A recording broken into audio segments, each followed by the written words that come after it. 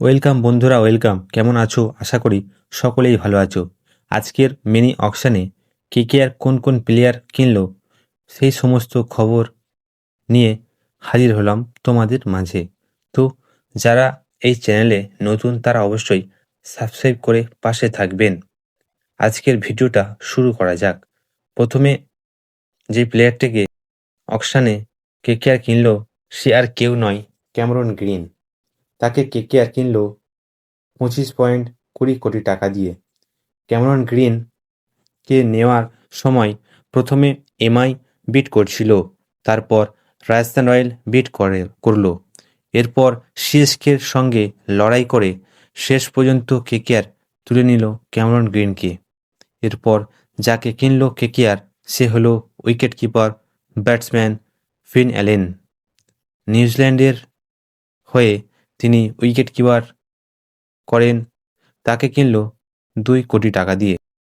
এরপর যে প্লেয়ারটিকে কিনল সে আর কেউ নয়, মাতিসা পাতিরানা। শ্রীলঙ্কার এই ফাস্ট বোলার, তাকে প্রথমে বিট করেছিল এলএসজি, এরপর দিল্লি। এদের সঙ্গে লড়াই করে তাকে তুলে নিল 18 কোটি টাকা দিয়ে কলকাতা নাইট রাইডার্স। এরপর যাকে কেকেআর তুলে নিল সে হলো উইকেট কিপার ব্যাটসম্যান ইন্ডিয়ান তেজস্বী সিংকে। তাকে 3 কোটি টাকা দিয়ে তুলে নিলেন। তিনি দিল্লি প্রিমিয়ার লিগে ভালো পারফরমেন্স করেছিল। তিনি মূলত মিডিল অর্ডারে খেলতে ভালোবাসেন। এরপর যাকে কিনল সে হলো কার্তিক ত্যাগী। ইনি ফাস্ট বোলার, ইনি পেস বল এবং ভেরিয়েশন করতে পারে। তাকে 30 লাখ টাকা দিয়ে কিনে নিল কলকাতা নাইট রাইডার্স। এরপর যাকে কিনল সে হলো প্রশান্ত সোলাঙ্কি। তিনি মূলত স্পিনার বল করে থাকে এবং লেগ স্পিন ও করতে পারে। এরপর যাকে কিনল সে আর কেউ নয়, রাহুল ত্রিপাঠী।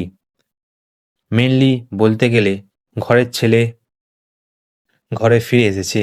তিনি মূলত মিডল অর্ডারে ভালো খেলে থাকে।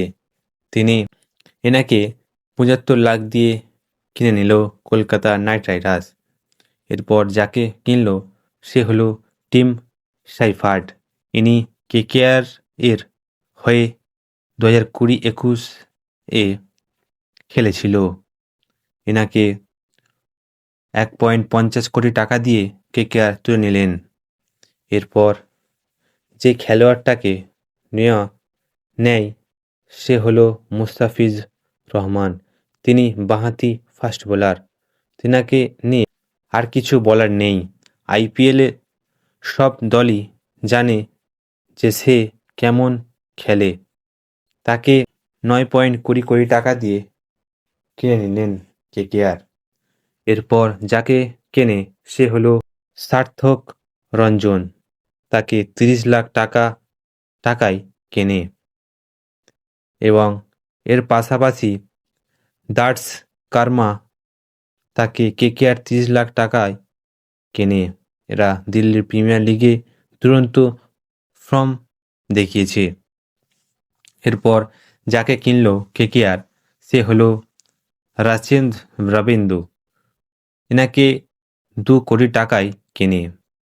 এটা দেখে মনে হচ্ছে যে সে নারায়ণের ব্যাকআপ হিসেবে নিয়েছে কি, এবং তা তোমরা কমেন্টে জানাও। এবং ইনি ওপেনার হিসেবে খেলতে পারে এবং স্পিন ভালো করে। এরপর নিয়েছে ইন্ডিয়ান ফাস্ট বোলার আকাশদীপকে। এনাকে 1 কোটি টাকায় কিনল কেকেআর। ইনি ডানহাতি ফাস্ট বোলার। একে নেওয়ার পরে বোলিং লাইনটা আরও ভালো হয়ে যায়। তো যারা এই আইপিএল আপডেট জানেনি বা তোমাদের বন্ধু বান্ধবের মাঝে এই আপডেটটা শেয়ার করে দেবেন এবং আইপিএল রিলেটেড ভিডিও পেতে অবশ্যই তোমরা সাবস্ক্রাইব করে পাশে থাকবেন। ধন্যবাদ।